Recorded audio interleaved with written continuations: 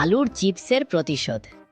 একদিন রফিক রাতে চুপচাপ রান্নাঘরে ঢুকলো, কারণ সে ডায়েট করছে, কিন্তু তার মন ডায়েট মানে না।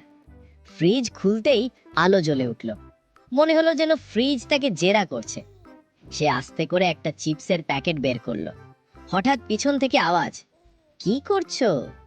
রফিক জমে গেল। ধীরে ঘুরে দেখে কেউ নেই। সে আবার চিপস খুলল, আবার আওয়াজ, খাবে? এবার সে ভয়ে কাঁপতে কাঁপতে বলল, কে?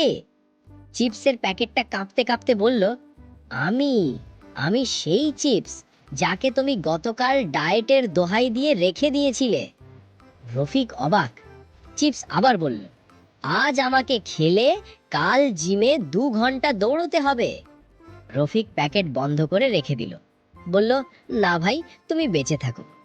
পরদিন সকালে মা দেখে অবাক, চিপস অক্ষত। মা বলল, বাহ, ডায়েট কাজ করছে।